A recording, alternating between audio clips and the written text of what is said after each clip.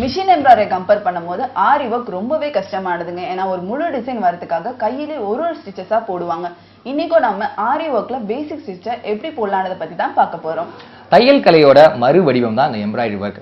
அதாவது ஒரு காலத்தில் பார்த்தீங்கன்னா இதெல்லாம் கற்றுக் கொடுக்க யாருமே கிடையாது. ரொம்ப ரேராக தான் இதை கற்றுப்பாங்க.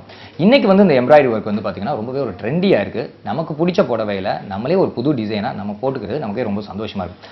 அந்த விஷயங்கள் தான் இன்றைக்கி நம்ம கற்றுக் கொடுக்க போகிறாங்க. ரோசி என்ன செய்கிறாங்கன்னு பார்க்கலாமாங்க. சத்தியம் நேயர்களுக்கு காலை வணக்கம்.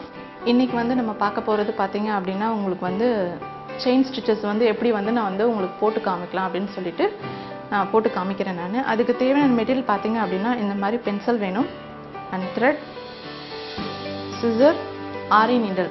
ஆரி நீடல் எல்லா ஷாப்லேயும் உங்களுக்கு கிடைக்கும். இது ஸ்டெயின் ஸ்டிச்சஸ் பார்த்தீங்க அப்படின்னா உங்களுக்கு ஜஸ்ட் ஒரு லைன் மாதிரி போட்டுட்டு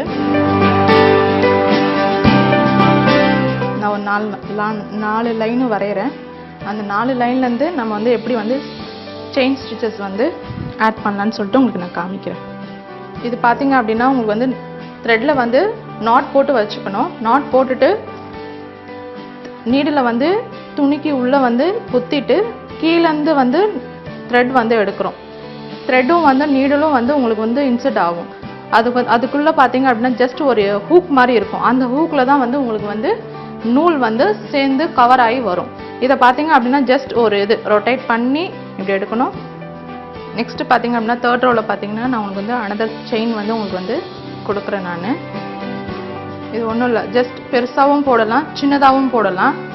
சின்னதாக போட்டால் பார்வையாக இருக்கும், பெருசாக போட்டால் அதுக்கேற்ற மாதிரி உங்களுக்கு இதாகும். உங்களுக்கு ஸ்டிச்சஸ் ஆடட் ஆகிட்டே போகும். ரொம்ப குட்டி குட்டியாக போடும்போது பார்த்தீங்கன்னா உங்களுக்கு டைமிங் நிறையா எடுக்கும்.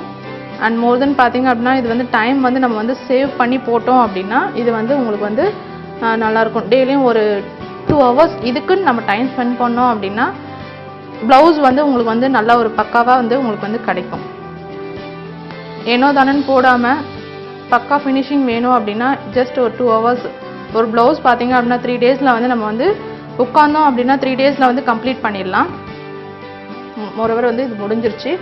நம்ம இதை நம்ம எந்த பேட்டர்னில் வேணாலும் நம்ம கன்வெர்ட் பண்ணி போட்டுக்கலாம்.